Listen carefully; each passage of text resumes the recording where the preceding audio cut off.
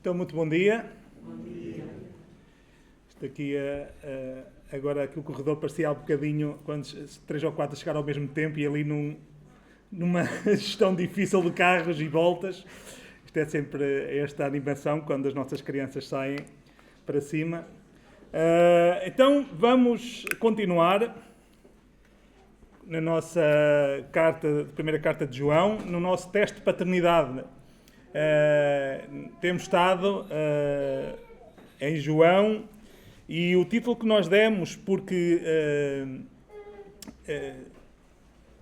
chegámos à convicção de que era a intenção de João e é a nossa intenção que nós, como filhos de Deus, estejamos seguros disso e possamos entrar ou chegar ao gozo, que era o objetivo também de João ao escrever a sua carta.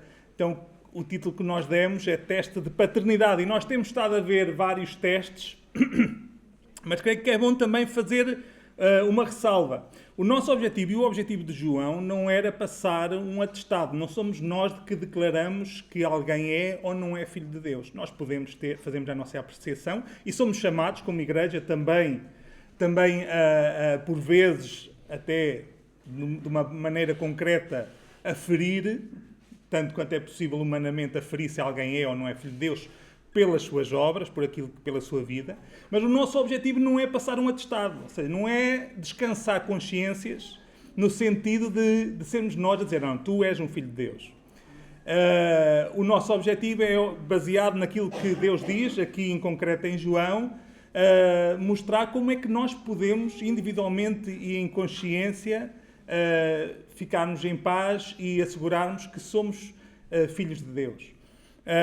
E então, daí os testes, e são vários os testes, nós a cada domingo vamos vendo um, embora, como já temos dito, eles estão interligados, às vezes é difícil nós não entrarmos no campo uns dos outros, porque está tudo interligado, mas o objetivo é mesmo nós vermos cada teste no contexto da carta e deste teste maior, que é este teste de paternidade. E então hoje, o teste de hoje é o teste da mentira e da verdade.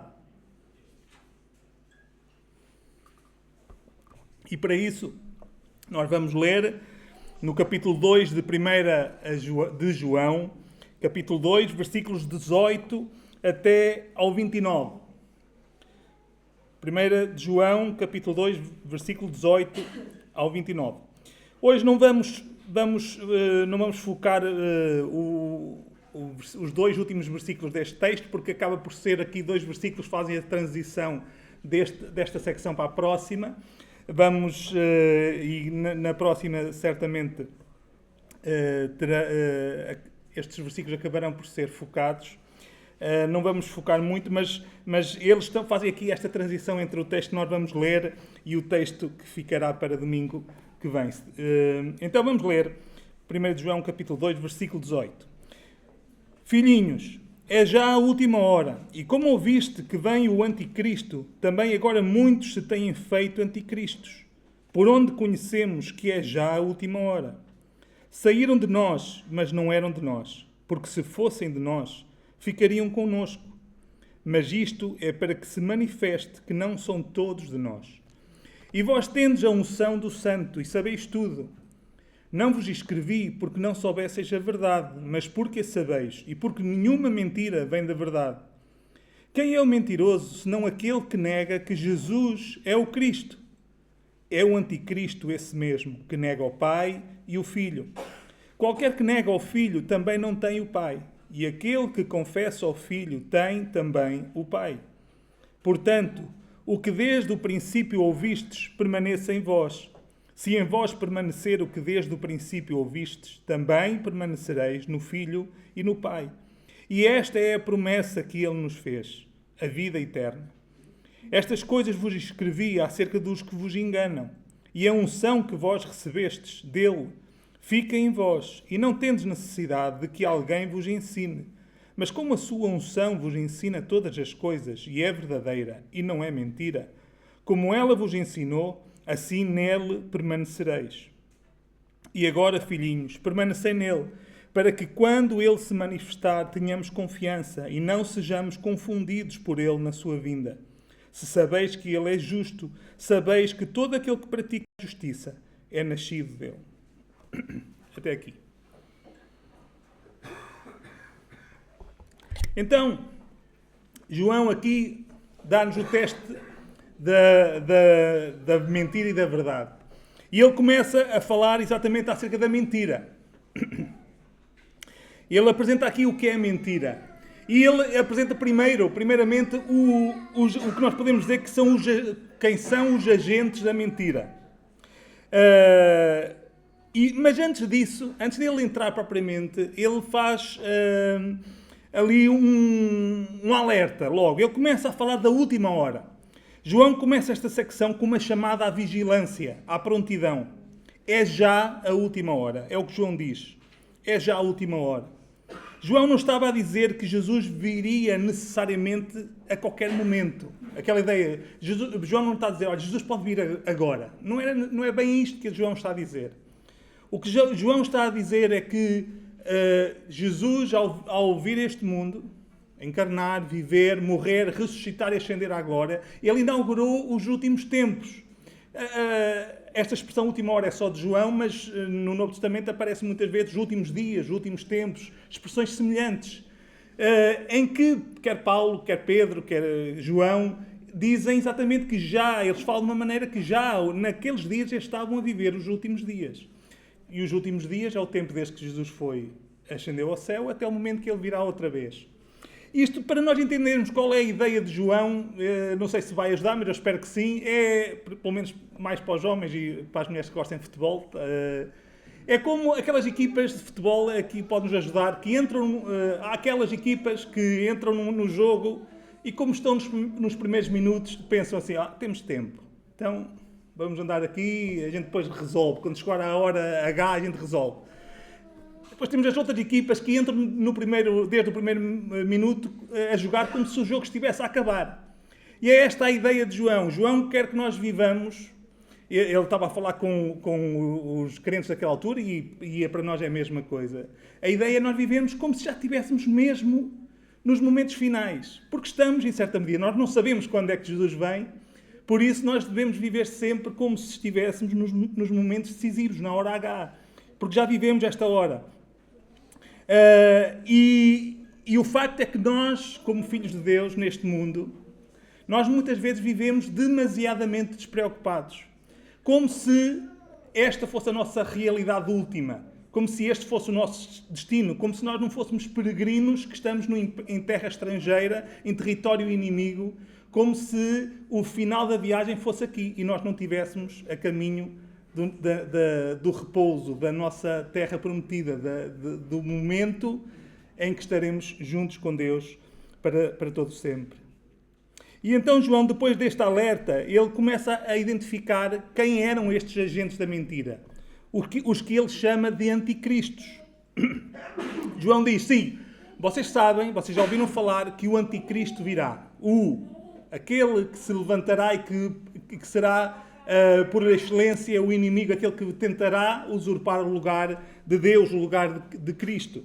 Mas João diz, olha, preocupem-se primeiro com os anticristos que já cá estão. Não se preocupem, não foquem na ideia de quem é que será o anticristo, quando é que ele chegará, se ele já, como hoje às vezes acontece, será que ele já nasceu, ou já se está a revelar, é este, é aquele. O que João está a dizer, olha, preocupem-se com aqueles que já andam aí, que são aqueles que têm a mesma atitude, o mesmo objetivo que esse anticristo terá, mas aqueles que são os pequenos emissários, digamos assim, os precursores do derradeiro anticristo. Preocupem-se com esses, porque esses já estão por aí.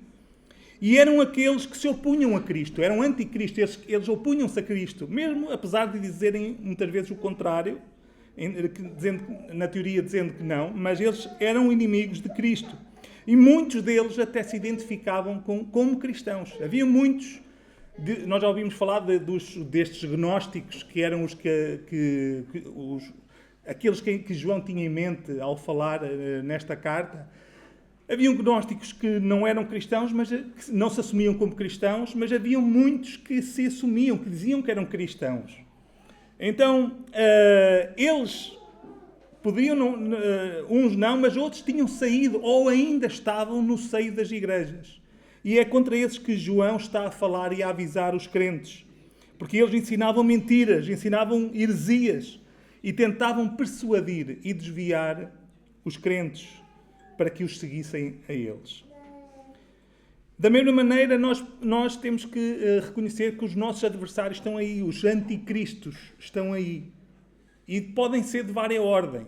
Podem ser os da sociedade em geral, comunicação social, hoje em dia os influencers, a sociedade como um todo, tudo aquilo e nós, como poucas épocas na história, não direi como nunca, mas como poucas épocas na história, nós vivemos mergulhados numa sociedade que é em tudo oposta, muitas vezes até conscientemente, a Deus e a Cristo. Pode ser, como eu estava a dizer, pode ser a sociedade em geral, mas pode também ser muitos que se identificam como cristãos, que fazem parte de igrejas evangélicas ou do movimento evangélico no geral, mas que pregam um Cristo desvirtuado, um Cristo que não tem a ver com o Cristo que Deus nos revela na sua palavra. Então, nós devemos estar atentos e preocupados, porque os anticristos já estão aí, os nossos adversários estão, e nós temos que ter cuidado. Então, e qual era a mentira que João tinha em mente? Que estes anticristos ensinavam? Era, no concreto, e muito claramente, João declara. A mentira era que eles diziam que Jesus não era o Cristo. Eles faziam, como nós já temos ouvido, eles faziam separação entre o homem Jesus e o Messias Cristo. Era como se tivesse o Cristo fosse uma entidade espiritual que tivesse descido e que tivesse durante só uma altura entre o batismo de João, quando Jesus foi batizado por João, até antes da crucificação, ele tinha tomado posse, digamos assim, do Jesus, do homem Jesus, e depois tinha-se ausentado. Esta era a mentira. Jesus não era o Cristo. Jesus era um homem, Cristo era uma entidade espiritual. E esta era a mentira que eles ensinavam. Ou seja, eles negavam a encarnação e por consequência, na sequência desta negação, eles negavam a vida perfeita de Jesus, sendo Deus homem, eles negavam a morte expiatória, ou seja, eles pregavam uma coisa completamente diferente do Evangelho de Cristo. Eles desvirtuavam completamente a verdade do Evangelho. Eles não criam em Jesus como Deus feito homem, que viveu de forma perfeita, foi à cruz para morrer no lugar dos pecadores e que, como Deus homem, morreu, ressuscitou e ascendeu ao céu. E quais eram as consequências destes que criam na mentira? As consequências João também diz. A primeira era, logo visível, era que eles abandonavam. Eles tinham saído do meio deles, da igreja, eles tinham saído porque também nunca tinham feito parte da igreja. Mas a primeira consequência visível é que eles tinham saído. Eles não tinham comunhão com os crentes. Eles saíram de nós porque não eram de nós. Mas não só isso. A consequência era que eles não tinham o Pai. João diz: qualquer que nega o Filho também não tem o Pai. Eles pensavam, estes mestres e estes seguidores gnósticos que se assumiam como cristãos, eles falavam em Deus, ou mesmo outros que não se assumiam, mas eles falavam como se tivessem acesso a Deus. Eles achavam e diziam que tinham comunhão com o Pai, mas na prática o que João está a dizer é que eles, ao negarem o Filho, eles não tinham o Pai. Eles não tinham comunhão com o Pai. Eles diziam que conheciam o Pai, mas isso não era verdade. Se negavam o Filho, estavam também a rejeitar o Pai, e por isso eles estavam separados dele. E por consequência também, isto significa, como a palavra de Deus também diz, é que eles estão separados de Deus, estão mortos, estão ainda mortos, e a morte é a morte total, morte espiritual, uma morte que significa castigo eterno e separação eterna de Deus. Era esta a consequência de eles crerem na mentira. E isto também deve servir de alerta para nós. E isto é importante nós pensarmos. É que o abandono, ou podemos dizer a apostasia, o abandono não só de Deus e da comunhão com os filhos de Deus, o abandono não acontece de um dia para o outro. O abandono acontece lentamente.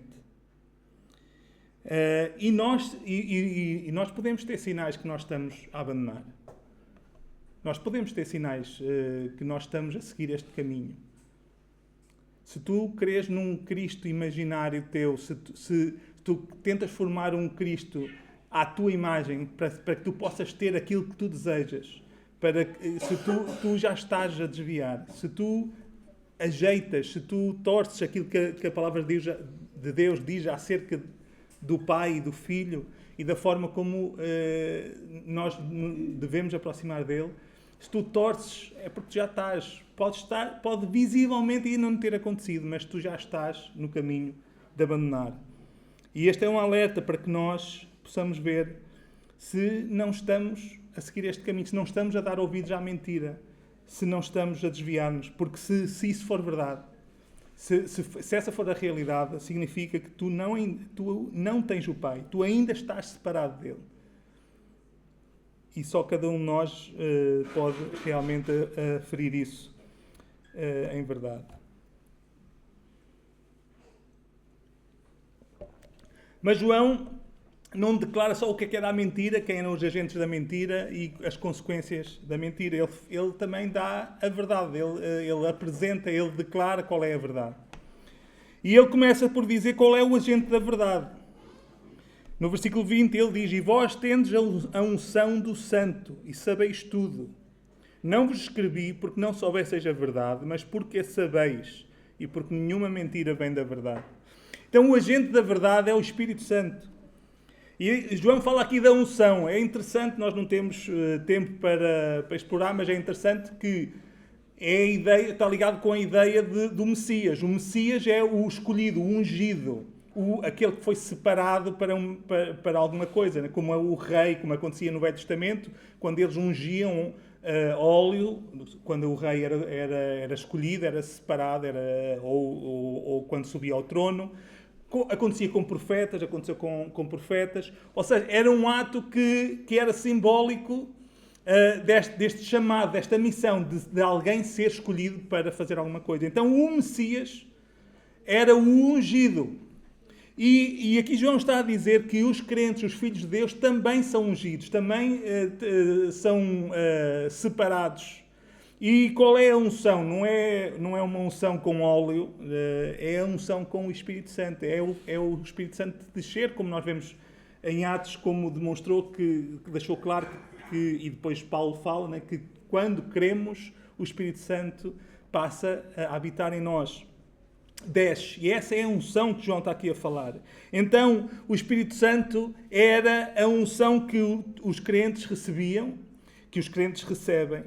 E o que João está a dizer é que ele anunciava a verdade, ele anunciava o Evangelho, mas quem o ensinava, quem tornava quem transformava a audição do Evangelho em fé era o Espírito Santo. Era o Espírito Santo que ensinava, que mostrava que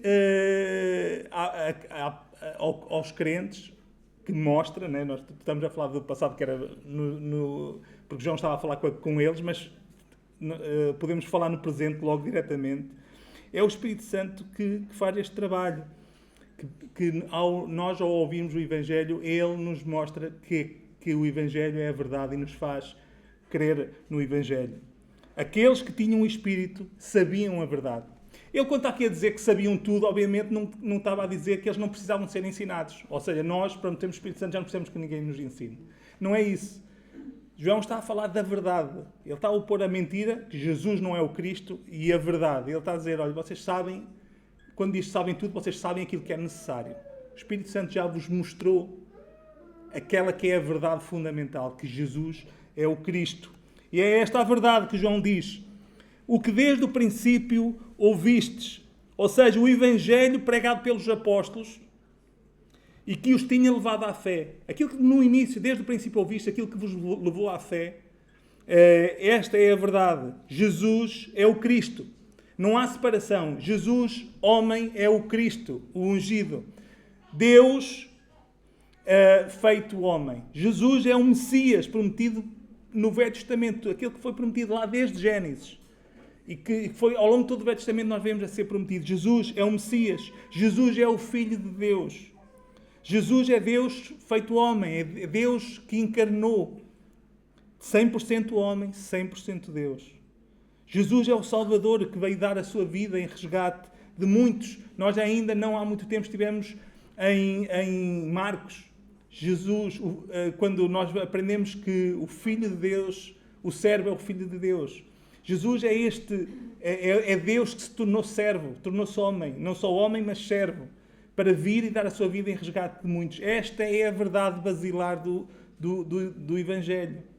E que foi pregada desde o início pelos apóstolos, não só por João, mas por todos os apóstolos, aqueles que testemunharam, que eram testemunhas oculares, que viveram com Jesus, que presenciaram as obras de Jesus, as palavras de Jesus, que viram Jesus, que ouviram o Pai a dizer: este é o meu Filho amado, que viram Jesus a demonstrar que era realmente o Filho de Deus e que viram Jesus a ser pregado na cruz, a morrer, e depois testemunharam também a sua ressurreição e a sua ascensão. E isto leva-nos, mais uma vez, a refletirmos, a lembrar-nos e a dar-nos a convicção da importância dos Evangelhos, de nós conhecermos o Jesus bíblico, de nós aprofundarmos, claro, quando eu digo os Evangelhos, porque é de narração da vida de Jesus, e depois todo o resto do Velho Testamento que nos vai dar a aplicação, as implicações da vida, da morte, da ressurreição e da glorificação de Jesus.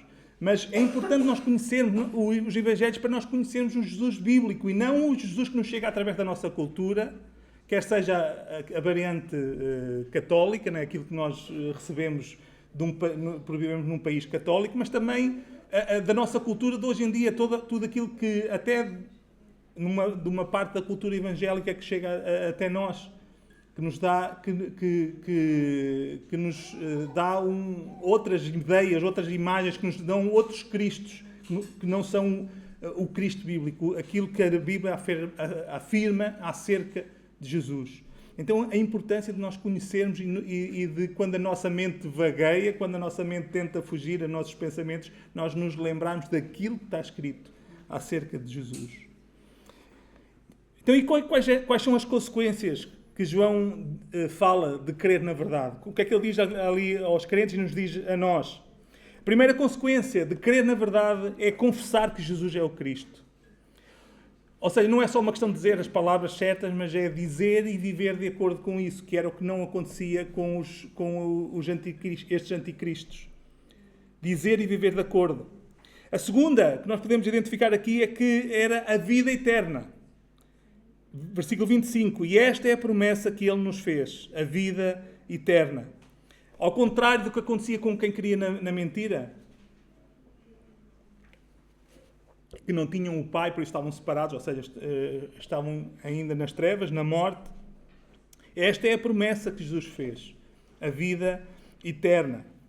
Uma vida, não só uma vida que é para sempre, mas uma vida que é completa, que é a medida total daquilo que é a vida. Ou seja, que não é só uma existência, mas é uma existência com Deus. Ou seja, usufruindo tudo aquilo que vem da comunhão com Deus. Uma vida completa, uma vida abundante. E por fim, João diz que aqueles que criam na verdade tinham o Pai, tinham o Filho e tinham o Espírito Santo, tinham comunhão com Deus, como nós ainda vimos na sexta-feira passada, este Deus que é o único Deus que subsiste em três pessoas distintas, o Pai, o Filho e o Espírito Santo. Porque ele diz, né, que qualquer que nega ao Filho também não tem o Pai, mas aquele que confessa ao Filho tem também o Pai. E o que é que ele diz depois? E a unção que vós recebestes fica em vós. Ou no versículo 20, e vós tendes a unção do Santo. Ou seja, aqueles que creem na verdade têm comunhão com o Deus triuno, com o Pai, com o Filho e com o Espírito Santo.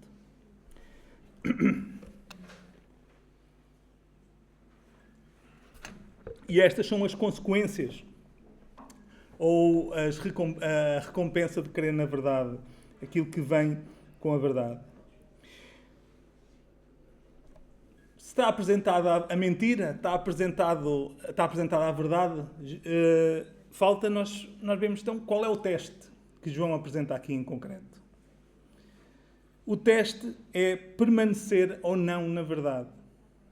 Nós temos a mentira e temos a verdade. O teste para nós é se nós permanecemos ou não permanecemos.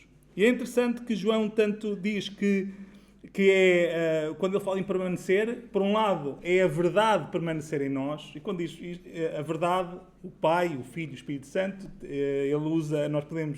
ele acaba por ser umas vezes fala de uma maneira, outra vez fala de outra, mas é a verdade a permanecer em nós, o Evangelho, a verdade do Evangelho em nós, mas também nós na verdade.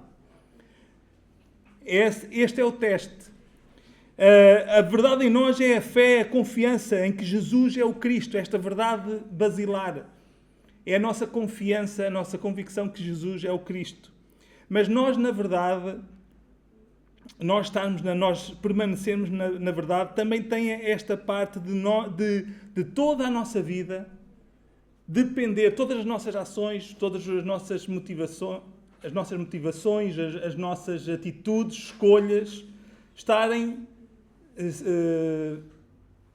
debaixo daquilo que é a verdade. Ou seja, isso fazer uma diferença real na nossa vida e não apenas ser uma manifestação de palavras, de intenções.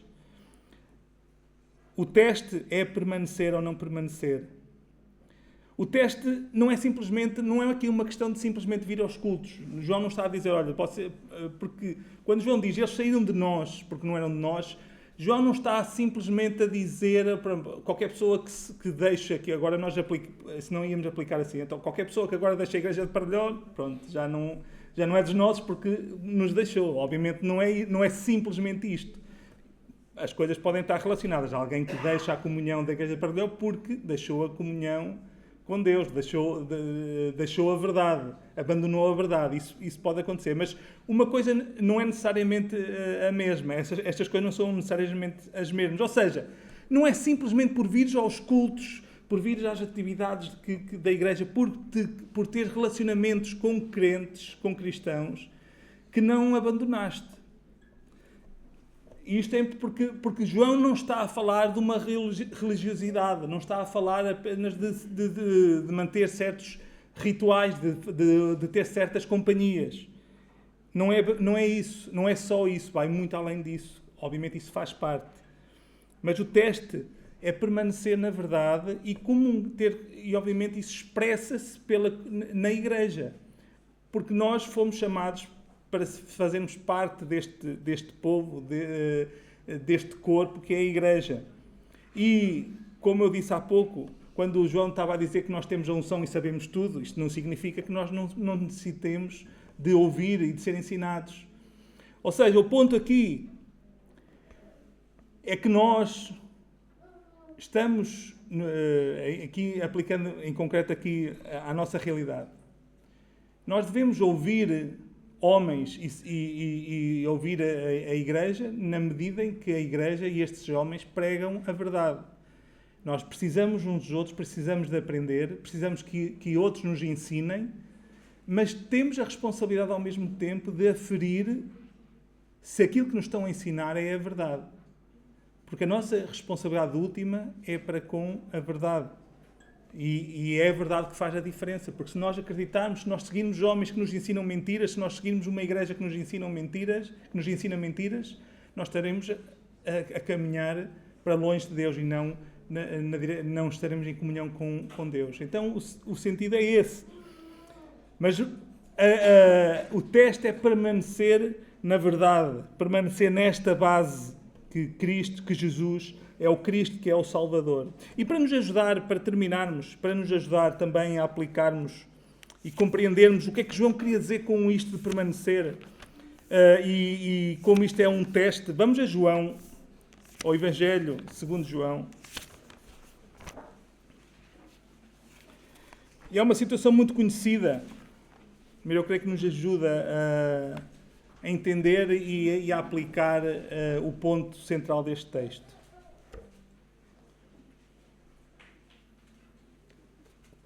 João capítulo 6, versículo 60, eu não sei se tinha dito o capítulo, capítulo 6, desculpem. João capítulo 6, versículo 63. E vamos ler até ao 69.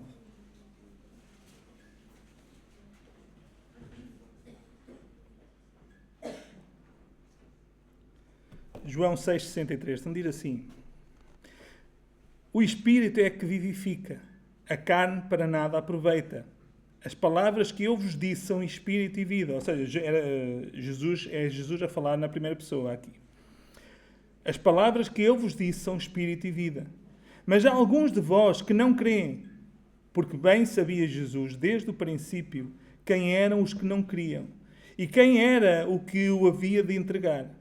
E dizia: por isso eu vos disse que ninguém pode vir a mim se por meu Pai lhe não for concedido.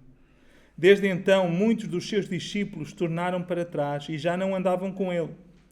Então disse Jesus aos 12: quereis vós também retirar-vos? Respondeu-lhe, pois, Simão Pedro: Senhor, para quem iremos nós? Tu tens as palavras da vida eterna. E nós temos crido e conhecido que tu és o Cristo, o Filho de Deus. Isto é aquela sequência quando Jesus multiplica o pão e que depois diz, na segunda multiplicação dos pães, e que depois tem um discurso muito forte, muito duro, como eles disseram, em que Jesus põe a nu que eles andavam atrás de Jesus pelos motivos errados. E Jesus mostra que não quer simpatizantes, não quer seguidores só para ter número de seguidores, seguidores só em teoria. Ele quer discípulos. Discípulos que creiam e que o sigam. E ele mostrou àquelas pessoas que o seguiam que havia um preço, que era muito sério, que ele não era simplesmente um bom homem, um bom mestre, que fazia coisas bonitas e espetaculares. Ele vinha com uma missão, ele vinha para morrer. E que quem o quisesse seguir tinha que se arrepender e que tinha que depender da carne e do sangue dele. Tinha que comer e beber a sua carne e o seu sangue. E este discurso, todo este discurso, toda esta mensagem de Jesus, feriu os ouvidos daquelas pessoas que o estavam a ouvir. E muitos, o que é que diz aqui o texto? Muitos abandonaram. Porque o preço era muito alto de seguir Jesus. Porque eles assim já não iam depender deles mesmos, já não poderiam ter as opções que queriam ter, eles tinham que se humilhar, tinham que se submeter, eles tinham que depender de outro. O preço era muito alto,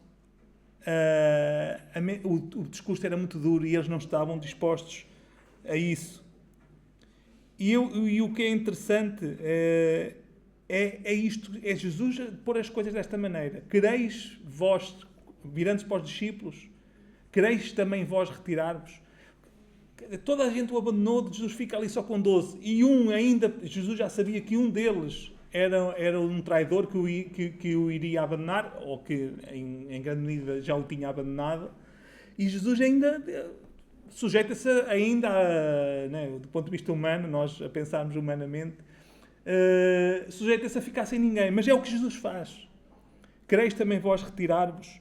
Então Pedro falou em nome dos 11, não falou dos 12, porque ele pensava que estava a falar também em nome de Judas, certamente, mas não estava.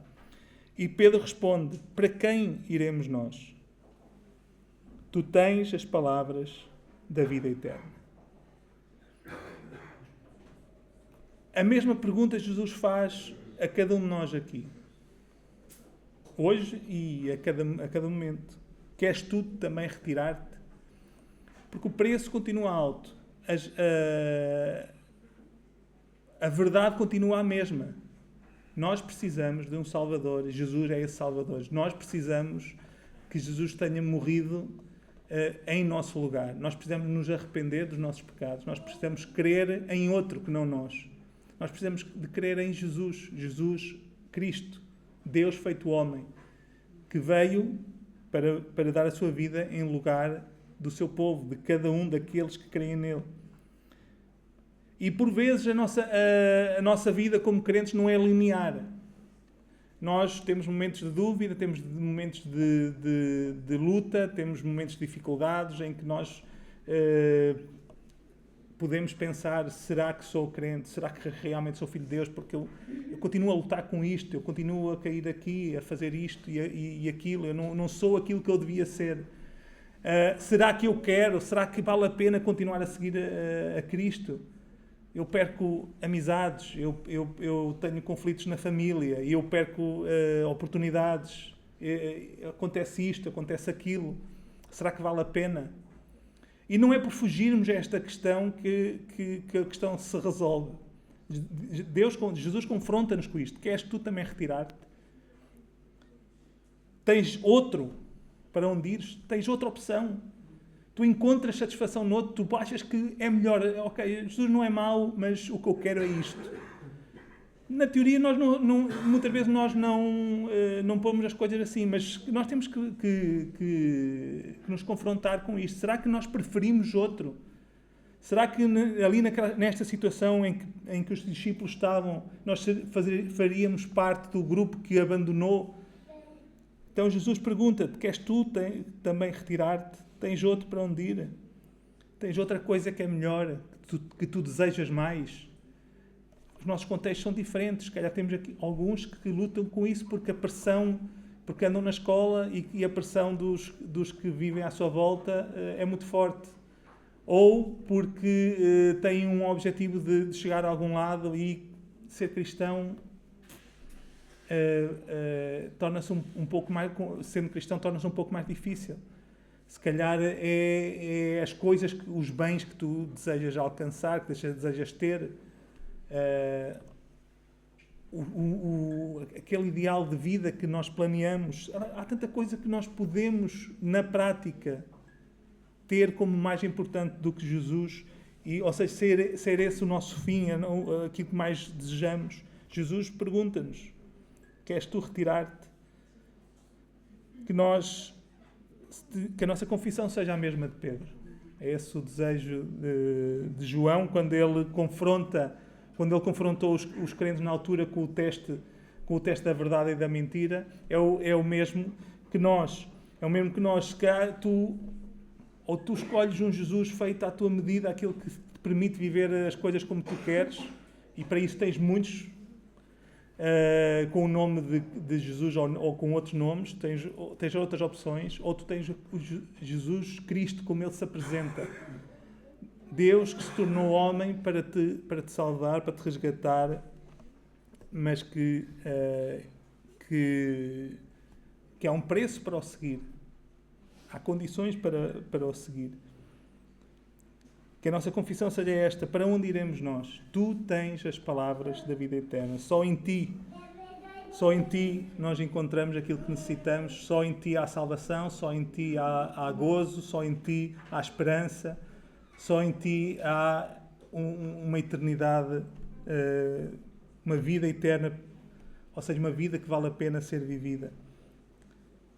Que nós possamos fazer este teste, ou seja, para nós mesmos possamos olhar para a nossa vida, para aquilo que a palavra de Deus diz, e que nós possamos não só declarar, mas viver segundo esta verdade, que Jesus é o Cristo, é o nosso Salvador, é o nosso Messias, é aquele que nos resgata, aquele que nos dá a vida eterna, que nos traz à comunhão do Pai, consigo mesmo e com o Espírito Santo. Que isso seja verdade para todos nós, é o nosso desejo, é a nossa oração. E por isso também vamos ficar de pé e vamos orar para que Deus, pela sua palavra, nos faça permanecer aqueles que já somos seus, e que nos salve também, que fale ao nosso coração, à nossa mente, aqueles que ainda não são, para que todos nós possamos estar em verdadeira comunhão com Ele. Vamos orar.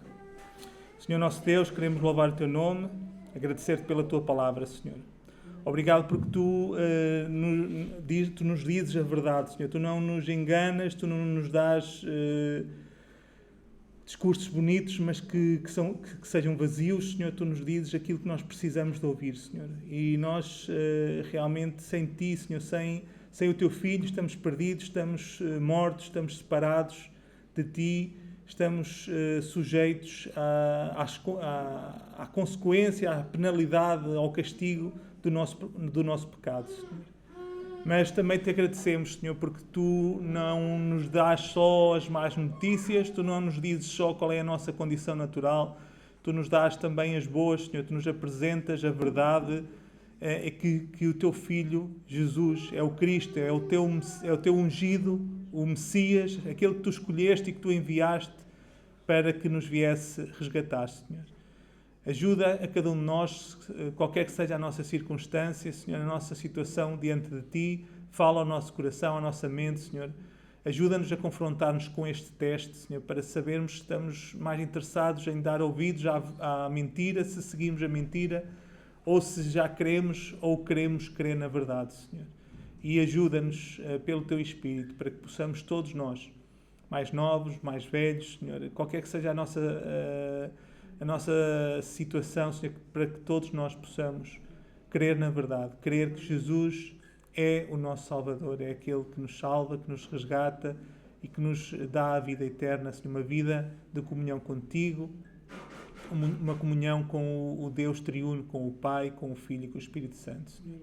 Firma-nos na Tua verdade, Senhor, ajuda-nos a permanecer, Senhor. E que realmente nós como Igreja também possamos também permanecer na verdade, ensinar a verdade, pregar a verdade, para que nos ajudemos uns aos outros a crescermos também em conformidade com a Tua vontade e com a imagem do Teu Filho.